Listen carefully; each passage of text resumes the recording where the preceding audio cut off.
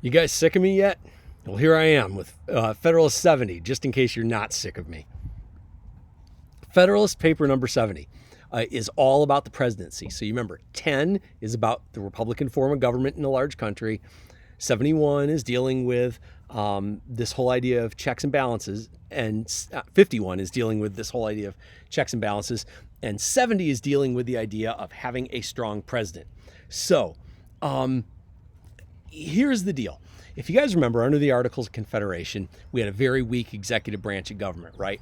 The executive branch didn't have the power to do anything. Some of the people who got that executive power didn't even show up to use the power. Federalist 70 is making the argument that we need a strong president, not one that is a dictator, not one that can overrule things, but a president who can be kind of the energetic face and spokesperson for the federal government.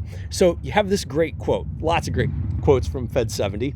But this first one, energy in the executive is the leading character in the definition of good government.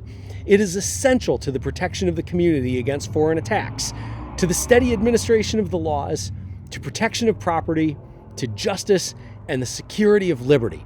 So, if you think about our greatest presidents like Lincoln and FDR and Eisenhower, they were all people who kind of exuded energy. They were people who showed, I'm going to get out there, I'm going to get among the people, we're going to get work done, we've got lots of ideas, and we're going to put this stuff into effect. He's saying that energy is essential to protection from foreign attacks. If you have a strong, energetic president, it's going to reduce the idea of enemies that they can get away with stuff from you.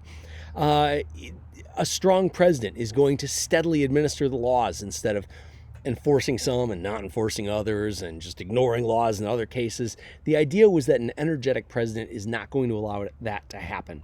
That protection of property and protection of justice, security of liberty, a forceful, powerful executive branch is going to make sure those things are taken care of. Now, what did the Anti-Federalists want? Some of them wanted us to have an executive council, which of course France is going to have a few years from the signing of our Constitution, and it's not going to work out very well for France.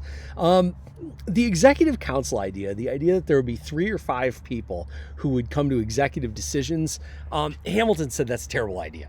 He says whenever you get a couple of people together, they're never going to agree on everything. And if you guys think about this, if you get 5 people together, they can't even agree on what topping to get on pizza. Why would you think they're going to agree on how to enforce the laws? So Hamilton's quote in here is, wherever 2 or more people are engaged in any common pursuit, there is always danger of difference of opinion. Bitter dissensions are apt to spring. When these happen, they lessen the respectability, weaken the authority. That you need the government to speak with one voice. Finally, Hamilton said that a single executive, the president, would be watched very closely and vigilantly by the people than a group. So, if you think about it, in history, when we've had presidents who do stupid, awful things like Buchanan or Harding or Nixon, why did they get caught? They got caught because people were watching them. Okay? And if you had a group of 5, they could deflect it. They could be leaking things to the media to make the other one look bad and stuff.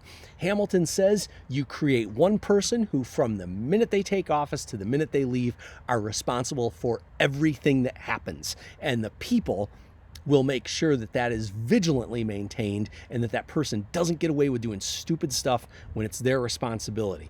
I hope this made sense to you guys in Federalist 70. I appreciate your time, and we'll have one more Federalist paper to talk about.